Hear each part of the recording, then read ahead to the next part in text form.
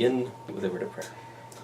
Dear Father, we thank you for this day, and I thank you for this time we have just to talk about algebraic topology together. Just pray that you guide our thoughts and help us to glorify you, and we do, Lord. In your name I pray. Amen. Well, I want to talk to you guys about algebraic topology, but I'm just so very excited about the vice presidential debate. It's hard for me to focus. I'm telling all my classes this today, but somehow I'll manage. You know, I got Pence fever, but. My brother actually took the I side with poll for the vice presidential candidate. The what? He took the I side with poll. It tells you what % you agree with their views. Ah. He got 27% for both. That's funny. All right, so I think what I'm going to do today, because there's no hope for me covering the details, is just to state theorems and try to understand them intuitively. And if we have time, we'll work something out here. But let's start with this. If X is a bounded convex subspace of a Euclidean space,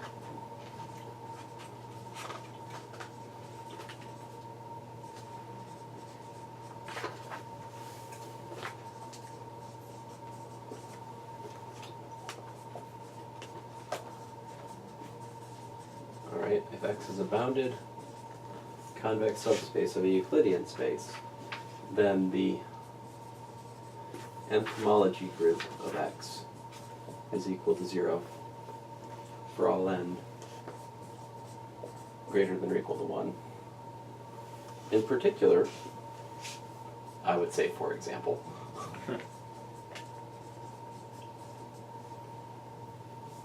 the nth homology groups of the disk, the k-disk. Is that the k-disk, or is that the Cartesian product of the disk k times? I forgot. I think it's the k-disk. K-disk, okay. Is equal to 0 for n greater than 0 and all k.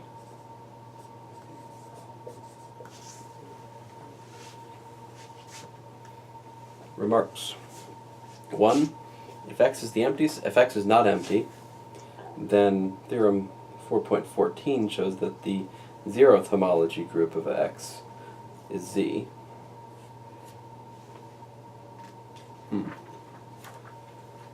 Theorem 4.14. Ah, yes, that one we actually talked through last time. If X is a non-empty path-connected space, then the zeroth homology group is isomorphic to Z. Right. So if it's convex, it's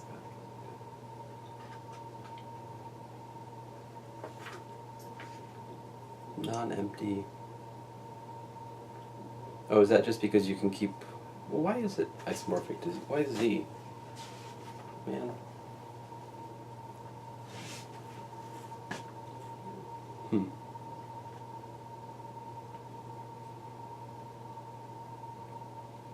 I mean, I guess 1 is right there, the proof is right there. Did we go over the proof? No, we didn't go over the proof, but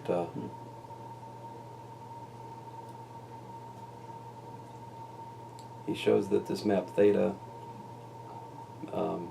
is a surjection with kernel boundaries. And so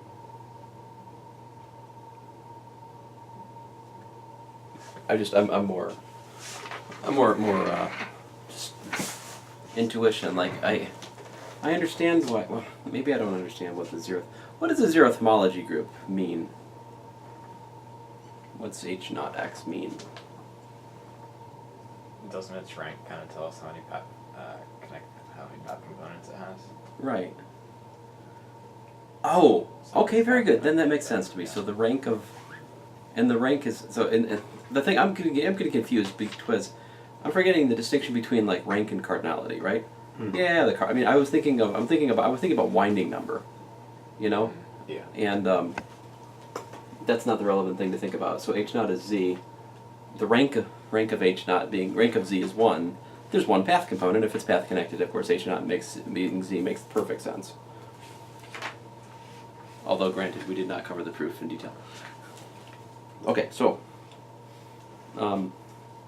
although I think that proof you guys would understand if we spent 10 minutes. All right. So that's first remark. All right. If X is not empty, because bounded convex is path connected, right?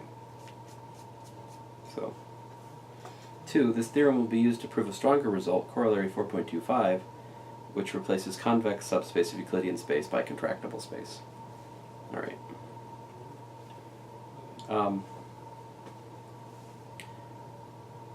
Okay, so just to describe the argument here, he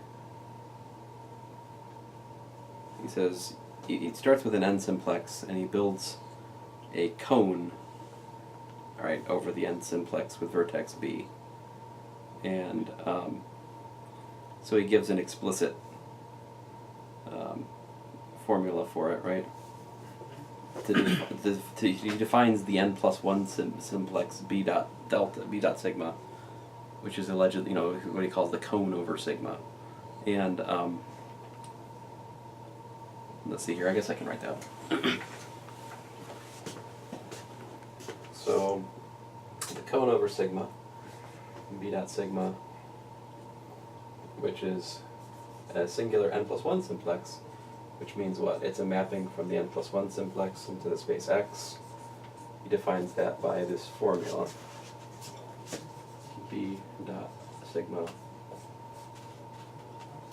T naught T1 dot T n plus 1 equal to what?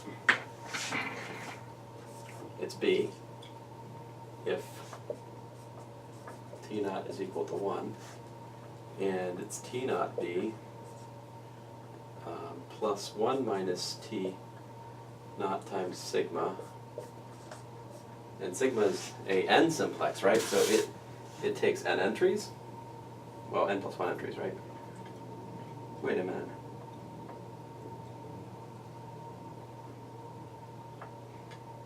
Oh, sorry. So T1 over 1 minus T naught. That formula is going to be hard to make sense of if T naught's equal to 1, right? But fortunately, this case is the case what? T naught is different than 1. Yeah, T naught not equal to 1. He says here, T naught through Tn plus 1 are the barycentric coordinates of the points in the n plus 1 sigma, n plus 1 standard simplex, Okay, so if we put T naught equal to 1, what happens? Well, I mean, we get B, right? But what else?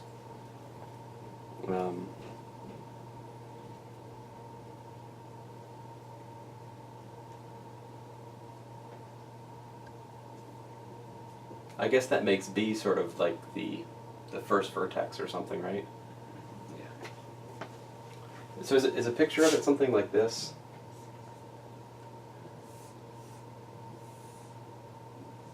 So to speak? I mean, is this kind of a picture of it? I don't know. Pretty much, yeah. I mean, they have a picture of it in there. Oh! And you just drew upside down version. Oh, theirs is wrong. Right. Oh, sorry.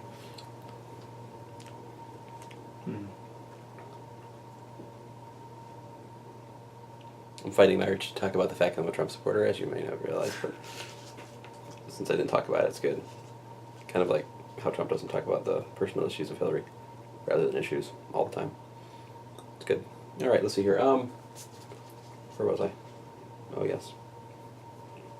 So B dot sigma is well defined because... Now, how does he know this? 1 over... I was not going to get into these details. Let me stop. Because I'm committing to a level of detail right now that we cannot maintain today. So it's fair. It's pretty clear. It's continuous, and so anyway, that gives us what? An n plus 1 simplex. So what's the significance of that? So this whole thing, he's doing what he later calls the cone construction, right? And so jumping ahead a bit, well, I need to say this much. He says he defines Cn, what is Cn? It's a mapping from the n chains of x to the what? N plus 1 chains of x. And he's doing what? He's Extending the cone construction. right. He said, what do you say? He's always extending the cone construction. So this defines it for a n simplex, and then you extend linearly to get all the chains.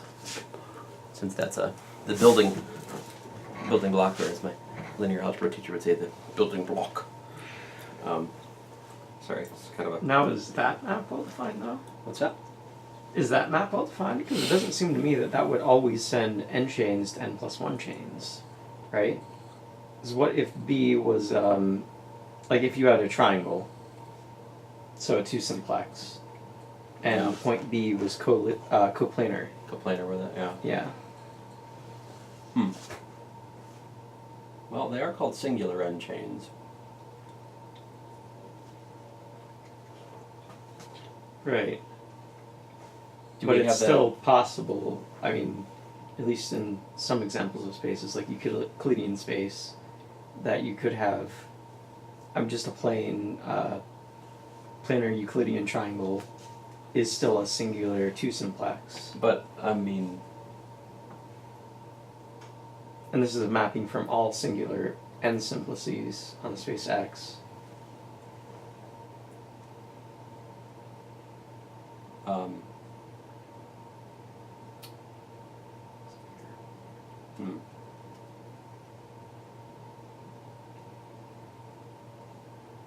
Let's see here.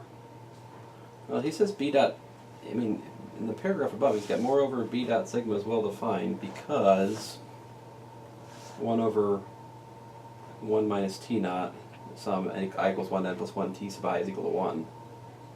Hence the argument of sigma lies in delta n. Well, I guess he's defining it to be a singular n plus 1 simplex. Define an n plus 1 simplex. Yeah. I suppose it's possible for a singular He has no condition. 3 simplex. Once you take the image of it, it could look like a 2 simplex, even though it's a singular 3 simplex, I suppose. Yeah, I think that's what he's going for. Let's see, the point B is an x. Right? Right, but it could be inside an n simplex.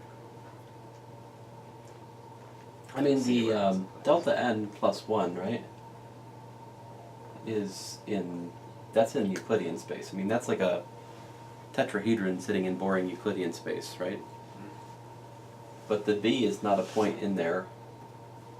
He's merging this abstract point in the topological space with the given singular n simplex sigma. Right, but B could be an image of the Yeah. original singular simplex. Yeah, we have no condition on B. Right. But I think it's just, I was thinking They of look the same, but they're singular n simplices as being necessarily n-dimensional objects in the space.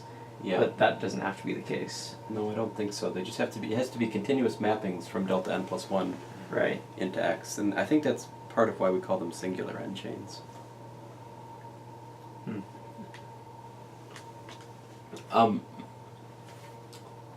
But that's that is geometrically like a very good question, I think. So we extend this Cn map linearly, right? And he claims that we have the n plus 1th boundary map on C n of sigma equals sigma minus C n minus 1 boundary n of sigma. Does that make sense? Let's see here. Okay, so the boundary n plus 1 maps acts on an n plus 1 a singular chain, which is what a Cn sigma is because it's formed by b dot sigma. That makes sense. And then the n plus, what does n plus 1 do? It takes n plus 1 simplices to n simplices. That's what sigma is. And likewise, over here, the boundary n on sigma is an n minus 1 simplex, but then the Cn minus 1 makes it into an n simplex, right? So the Cn map is some sort of integration. If we think of the boundary map as being a differentiation, it's moving in the other direction, right? It's and he says extending this linearly, we get that gamma is equal to what? It's equal to boundary C gamma plus C gamma boundary. Excuse me, other way around. Let's see, good grief. C boundary gamma. Yeah. Cool. In particular, if gamma is a cycle, right?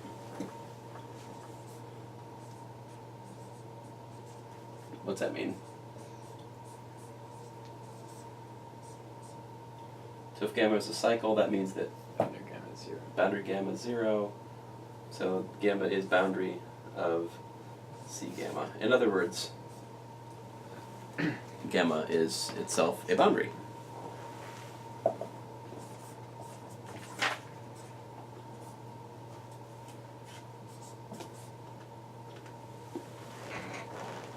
Alright. Hence, Zn of x is equal to Bn of x. And from that, of course, we get that the homology group is 0, right?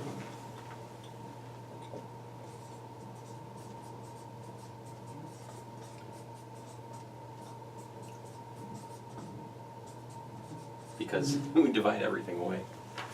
Right? B over Z is just B over B. And everyone knows that B over B is 0, so yeah. I love quotients. Stupid. Alright, now I think the next half page is basically him proving carefully this identity here, right? And how he proves it is to prove it on an n simplex and then extend linearly. It's not surprising, I suppose. Alright? And as he mentions, the homomorphism Cn is called the cone construction. Alright. Now we got a corollary. I guess I can erase my superior picture of the cone construction. Corollary 420. Good corollary. Sorry. Snoop Dogg's theorem. Snoop Dogg's theorem.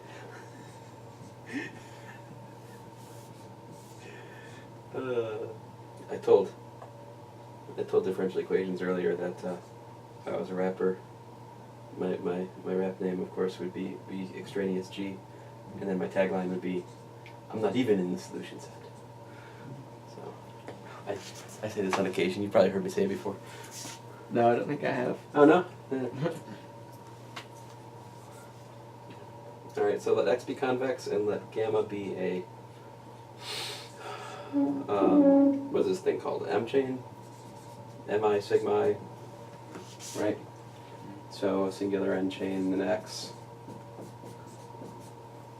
And if B is an X, if I do over here, if B is an X, then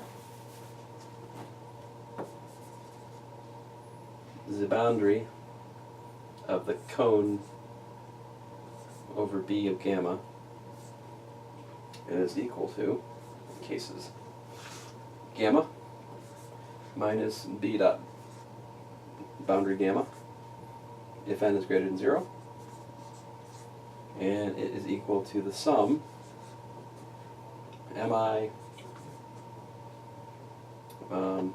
parentheses b minus gamma if n equals 0. Wait. Oh, all right, that's 1. And then 2.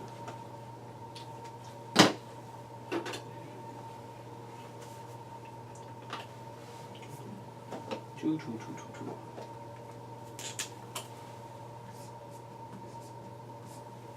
2, we have that if gamma is an n cycle,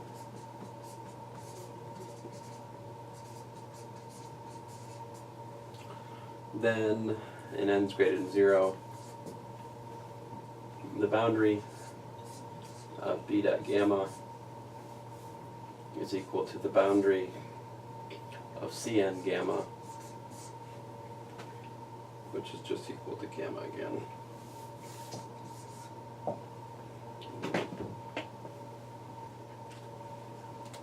I think we just worked that out over here. Right? Yeah.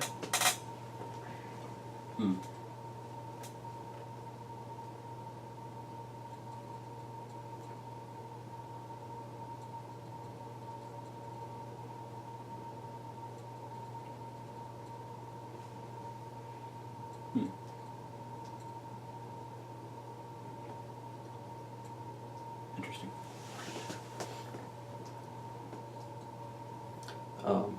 Let's see here.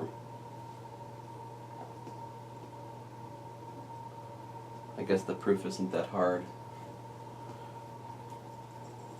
He says for n greater than 0, the formula has been proved above. When n equals 0, look at a zero simplex, and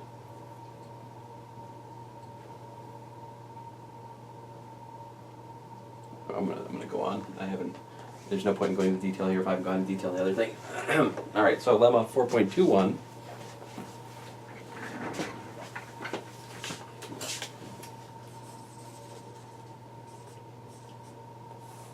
A more sober lemma. Assume that f and g x to y continuous. Alright, and homomorphism. There exist homomorphisms Pn that go from the n chains on x to the n+1 chains on y. Kind of a interesting set of data to assume, isn't it? But even more, with, this is a very, very oddly specific lemma, right? With f sharp minus g sharp, what were those things? And matched induced by the homology functor, Okay, right? right. So those are the homomorphisms. Are those homomorphisms? Yeah. Boundary n+1 Pn minus, plus Pn minus 1 n boundary. Alright. I will attempt to recreate the picture. Alright, so we've got Sn+1 of x here, we've got Sn+1 of y down here, then we've got Sn of y, here we've got Sn of x, then we've got Sn minus 1 of x, Sn minus 1 of y down here. Okay, as you know, we have boundary maps, right? Homology. And he's using prime for the homology map. He's using a prime for the boundary maps on Y. That's where that prime is coming from. Okay? That's his notation. And then where are the other the PNs in this picture? They're going like these. That to that, right? That's its PN. This would be P n minus 1, I suppose, right? And let's see here if I can visualize the identity. What's going on here?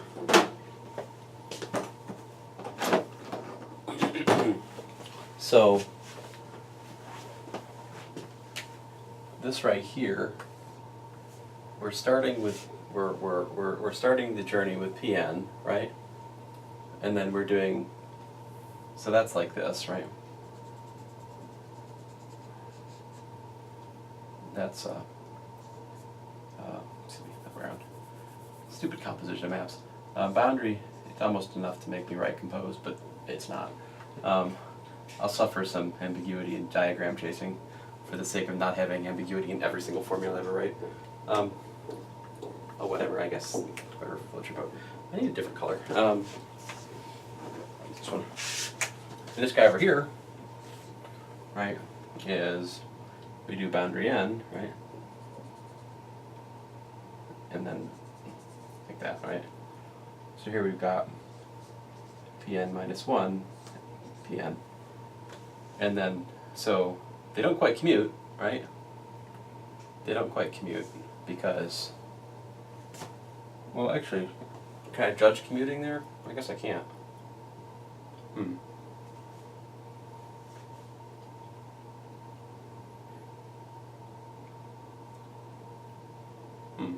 Maybe I should look at this as partial n plus 1 prime Pn is equal to F sharp minus G sharp minus Pn minus 1 boundary n.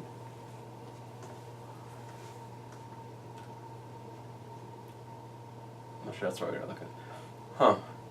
Oh, this isn't a question of commuting maps, is it? No. No. I'm not sure what my pictures mean. I mean, they're pictures you could draw.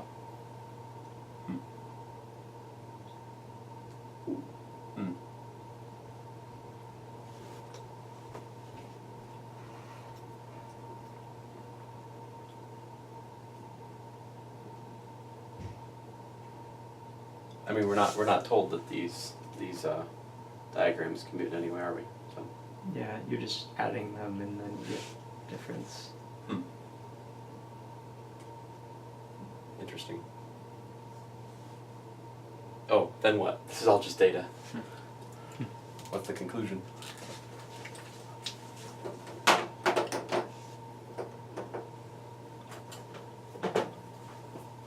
Oh, little small conclusion, right? Then, come on.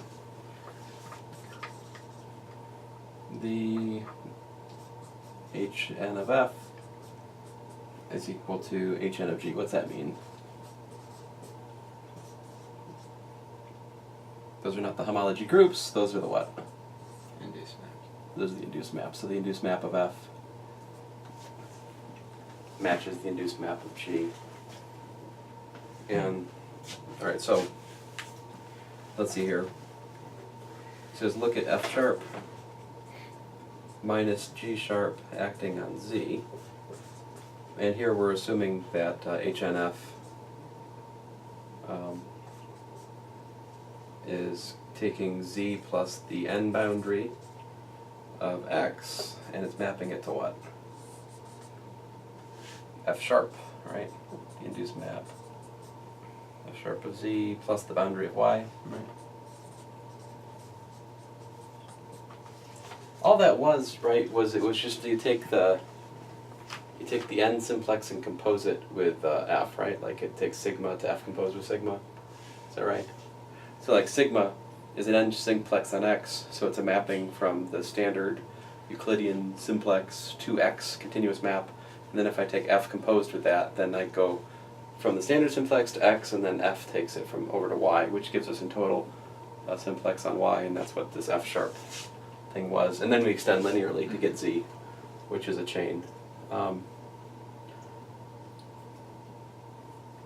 Okay, so that's my z, I'm acting on this, and he's like, okay, but that's given to you to be partial prime p plus p partial acting on z, right? Now that's the assumed data, right? And so then what? But z is a what? It's a cycle, Okay. since it's the representative.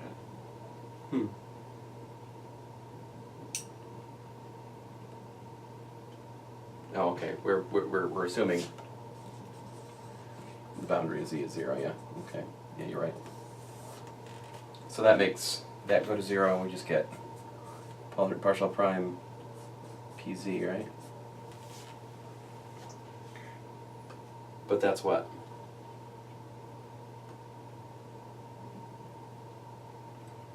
That's something that the image of the prime boundary. In other words, that's an element of the boundary. Let's see, counting n boundary on y. Oh, So it's equal to 0. right. Well, yeah. I mean, what that says, right, is that it says that that when we take the difference of these maps, right. How's it say? When you apply the maps to a cycle, Mm-hmm. it only differs by an element of the boundary. Right. So when you think about that in terms of the equivalence class, Mm-hmm. that means that the maps are actually equal, the induced maps. Is that true, or is it just true that? Well, that's, I mean, Because without Up to loss the of boundary. generality, you can choose a cycle to be the representative right. of your coset. So to be more pedantic here, we have that this is equal to that, right? Of z.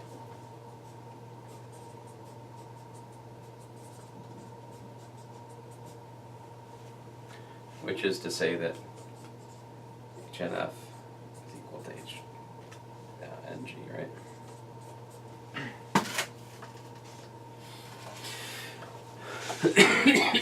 Oh, goodness. Here we go. All right.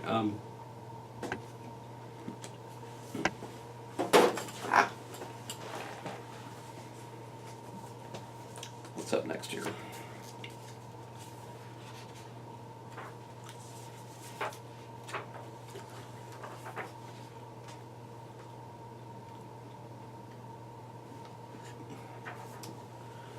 All right, so lemma 4.22, you have a space x and lambda sub ix mapping from x to the cylinder over x, basically Cartesian product of x with the unit interval, right? Be defined sort of the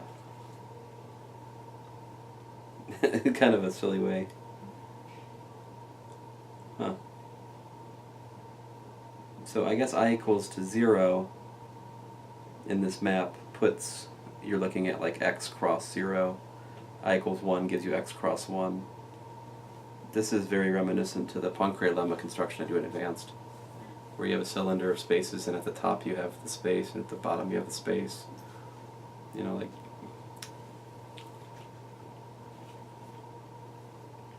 If the nth homology, oh goodness gracious, this is, I don't know how to verbalize this.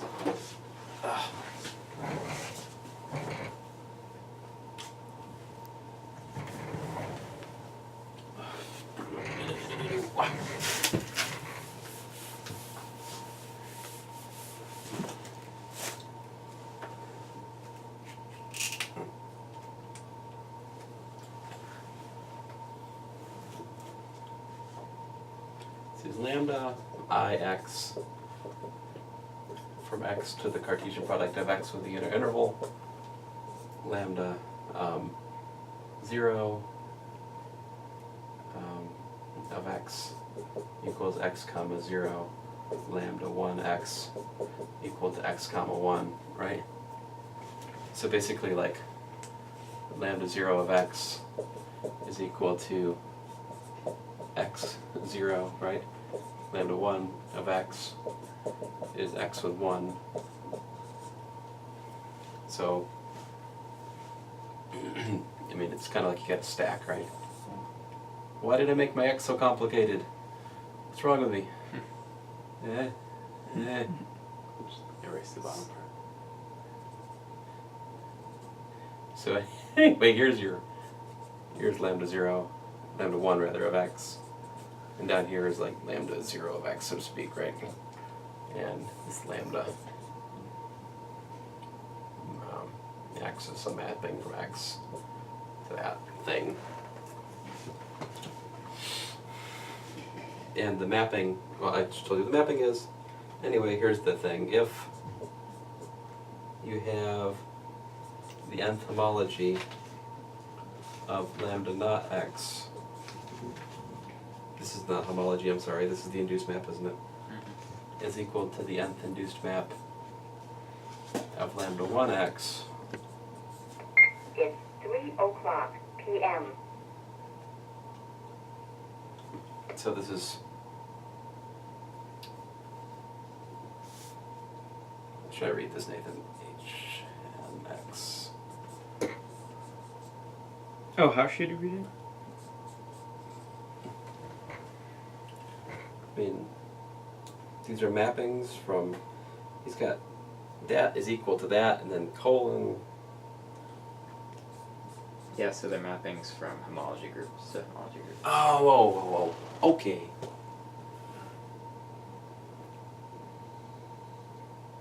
Okay. Well then H and F. What does that have to do with F and G? What?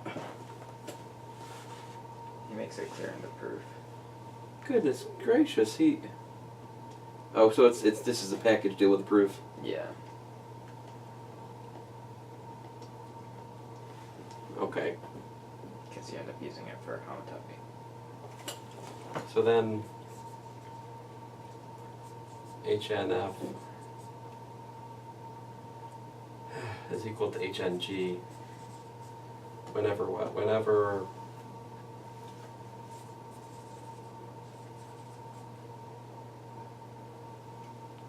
F and G, which are maps from X to Y, are homotopic.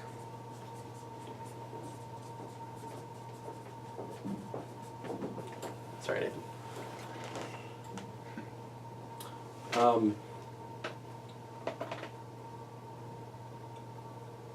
What's there to be sorry for? You can't read it. I have written it. Oh, but I can't read it. That's okay, I'm following along in the book. Yeah, that's good.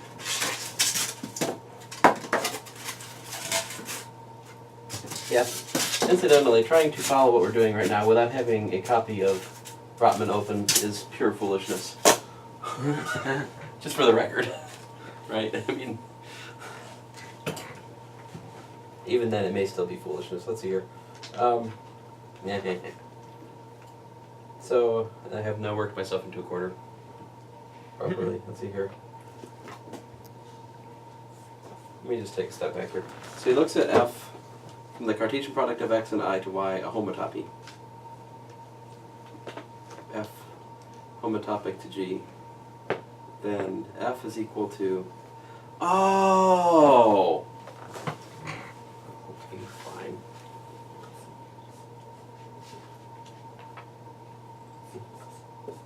I mean, there's a reason this seems familiar to me in terms of like the proof of the Poincare lemma. It's got a lot of the same setup in some regard. So he says F is equal to big F composed with lambda naught x, right? And G is equal to big F composed with lambda 1x. Supposing F homotopic to G, right? Under the homotopy big F. So then what's he do? She's like Hn F is equal to what? Hn F lambda not x, which is what? Hn. Now how does he know this? What's he using? Oh, he's just using the fact that it's a functor. It's a functor, right? Then he uses the assumption. Mm-hmm. And he just recombines. And then he unfunctors it. Yeah.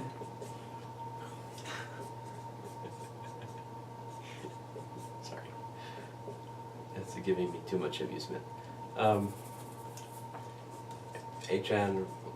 F lambda 1x. Hey, I could assign this to abstract. Hng.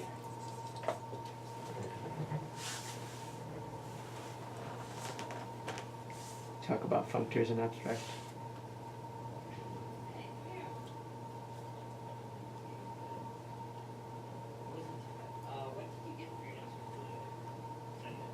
Okay, so precursor to lemma 4.22. We introduced the following lemma, which is nothing more than notation. Thank you. Thank you for saying that. Because this is just notation! Right? I mean, it's just like a different way of capturing the homotopy between maps is to suppose that... Wait, where does he say it's just notation? He doesn't. Oh. But it seems to me it's just notation. This? Well, I mean, the lemma has nothing about...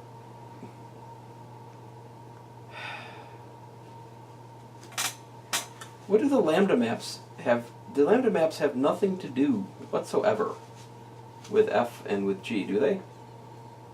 No. But it's really just giving us an alternative way of describing homotopy of maps, right? I mean, maybe I don't understand this lemma yet.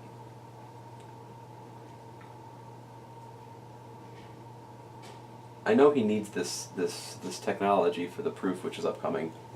It's the main reason he's introducing it now here, as to not wrap this technical sleight of hand into the proof as well. Right? I mean, it's a lemma. I mean, this lemma seems much more intuitive to me than the previous lemma. Like, that Oh yeah. seems like a much easier condition to show than just straight up showing that the maps are, or that they give the same induced maps. Granted, I think the last lemma actually has something to it. This one just to me seems.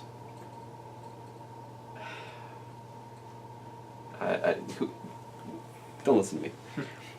Theorem 4.23, homotopy axiom. If F and G are homotopic, right? They're mappings, continuous mappings from this topological space X to a topological space Y. Then the nth homology, well, excuse me, I'm saying it wrong again. The what? Ah!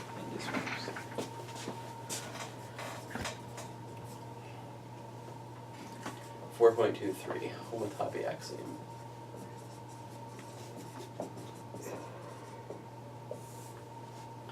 Again, if you have F and G mappings from X to Y, and F is homotopic to G, then the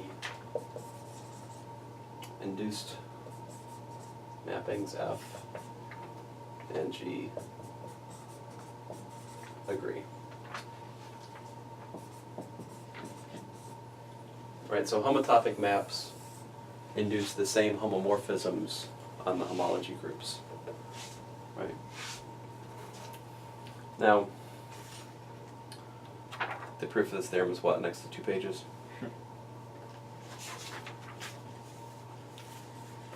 Yeah, this is what I was talking about It's an animal. last week.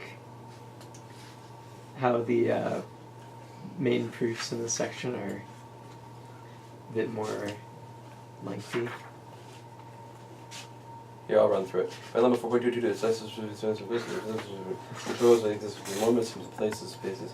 Recall the sigma inflex naturally conditionality and simplex and boundary. Naturality condition is desired. End of proof. Wow. Okay. You really made that so clear. I know, thank you. I understand it. No, it is, it combines the cone construction, right? This lambda map thing that I don't understand. I guess I understand it, I'm not happy with it. There's a prism in there somewhere. Some Yes, pretty there's- diagrams. There are prisms. They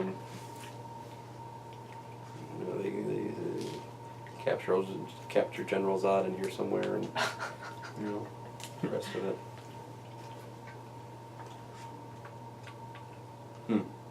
Ooh, and even got the boundary being 0 in a place. There are inductions. I would need a whole meeting to do these 2 Yeah, we pages. need to spend an entire hour on. But the result is easy enough to understand and to take to heart, right? So if we have 2 homotopic maps, they induce the same homomorphism between the homology groups of X and the homology groups of Y, right? Okay. So that brings us to the corollary.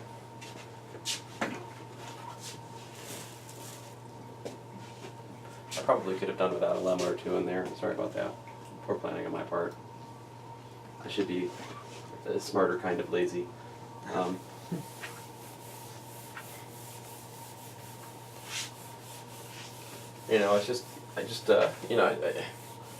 It's hard for me to remember,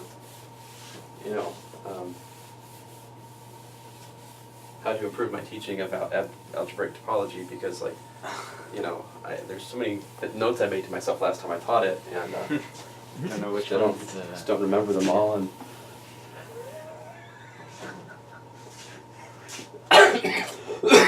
excuse me. Shouldn't laugh at German jokes. See, corollary 4.24. If X and Y have the same homotopy type,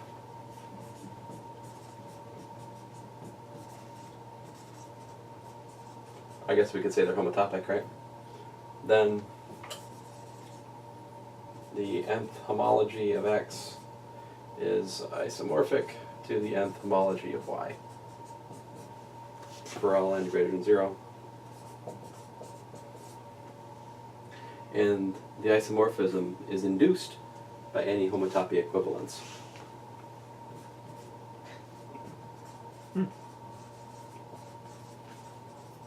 That's nice. So it's not just that they're isomorphic, it's that they're isomorphic in sort of a natural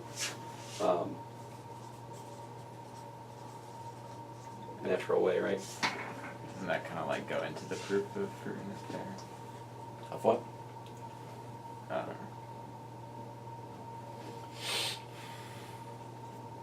I mean, I guess you could imagine that they're homotopic, and Therefore, the homotopy which connects the 2 spaces has nothing directly to do with the isomorphism of the homology groups. But, I mean, in principle, you could imagine such a thing, but this is saying not only... But if it's a functor, then doesn't the homotopy equivalence isn't the induced map an isomorphism?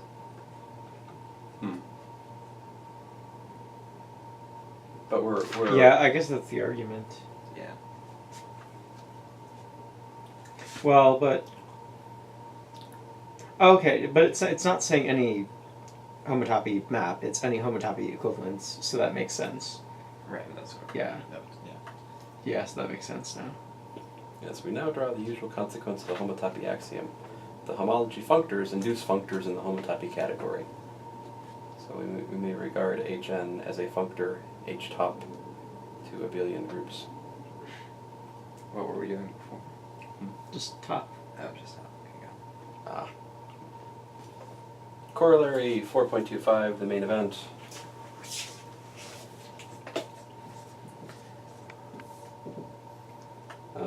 If X is contractible, then what does contractible mean? Same homotopy type is the point. Right, it's homotopic to a point, right? And then Hn, the nth homology groups are 0 for all n. 0. The proof: X has the same homotopy type as a one-point space. We apply corollary 4.24 and the dimension axiom, which was theorem 4.12. What did that say? Let me remind us. Dimension axiom. If X is a we made fun of this before, but Nathan pointed ahead to corollary 4.25, you didn't. If X is a one-point space, then the nth homology group of X is 0 for all n greater than or equal to 0. So, there we go, full circle.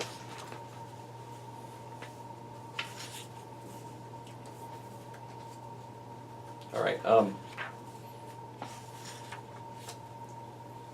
Very good.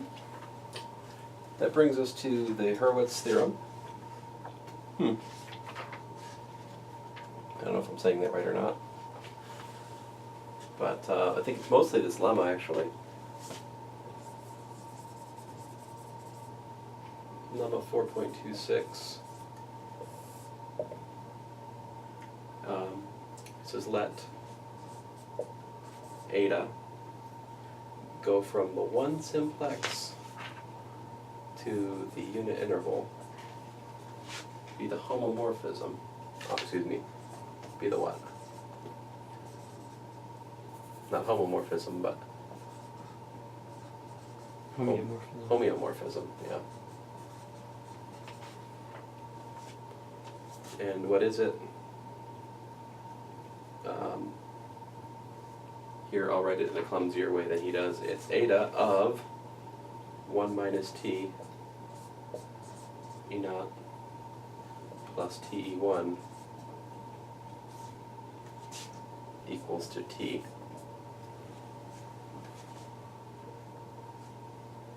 That makes sense.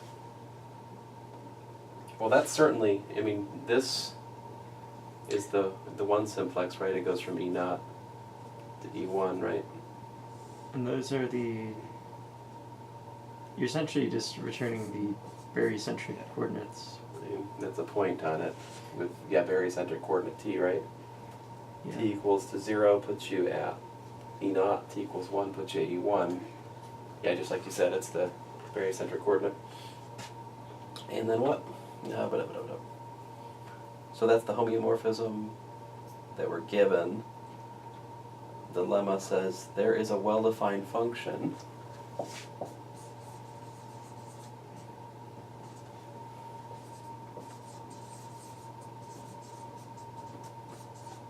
What's the well-defined function? The well-defined function is phi, which maps from the fundamental group of X based at X naught to the first homology group of X. Ooh, cool. Given by.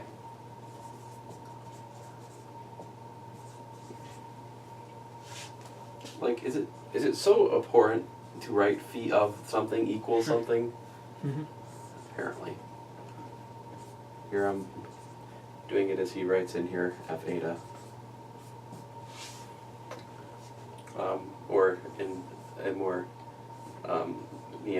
well, I don't know what the word is, but in a less sophisticated, phi of this is equal to this. Why have we given up on equality for functions? I don't know. Anyway, where f is what? F is seems kind of pointless to me.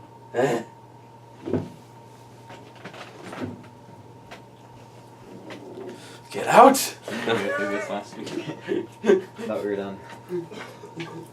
What's that? You thought we were what? I thought we got through all these jokes last week. Oh, no, I don't think. Yeah, those were just representatives. We're exploring other representatives of those jokes. Let's see here. Where f goes from I to x is a closed path in x. Oh, actually, this isn't a point-free definition. In other words, here's x naught, and Here's F, roughly speaking.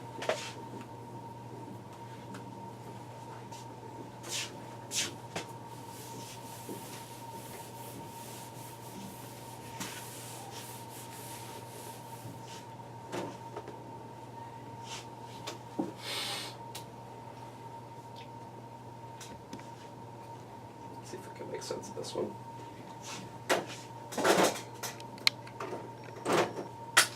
I have to be careful to stop at 3:30 because I gotta print a quiz. Wouldn't want to deprive them of their quiz, you know. They'd be so sad. Where was I? So, let's look at the proof of that lemma. First of all, he says it's clear that f eta is a 1 simplex in X. Does that make sense to you guys? Yeah. It's the continuous image of a one of these guys. It's a singular Yeah. simplex, right? Yeah. Yeah, singular 1 simplex. So Fn is an element of S1X, alright? Then what? In fact, it is a cycle, because the boundary one of Fn is equal to what? It's equal to F eta. I'll check it out all the way back to the, I mean, it's been a little while since we've gotten to this level of detail. I guess that's because I've been skipping proofs. So that minus that, but what is that? That's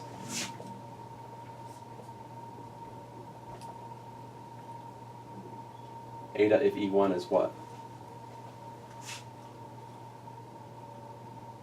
Is 1, right?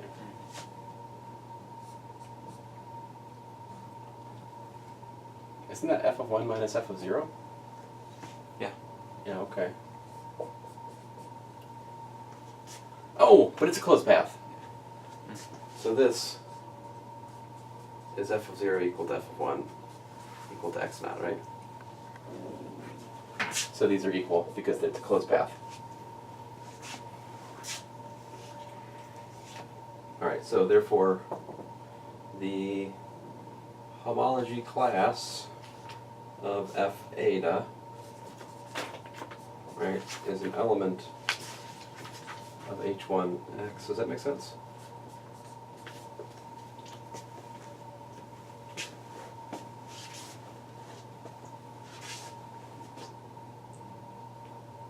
I like definition of a class, right? Yeah.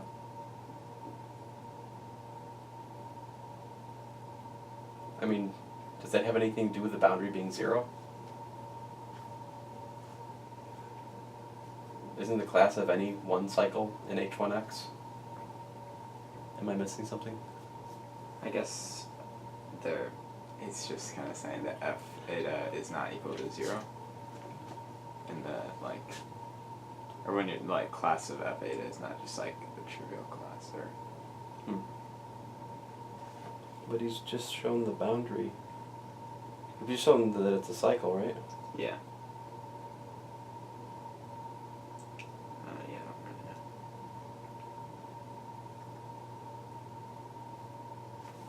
I mean, I thought H1X was, what was it? It was the, isn't it V1X?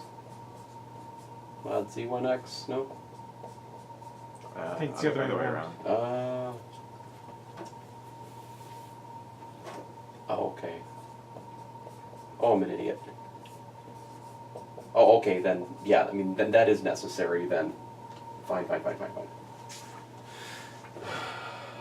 Never mind, I'm confused. It's just my bad. Okay, so it's in the, that's in the first homology of X, right? Class Fn. Then what? In particular, now what does he do? U. Jumping sneaky. Now he before this is said and done, he gives credit where credit is due. This all goes back to the birth of topology. This was actually due to Poincare, right?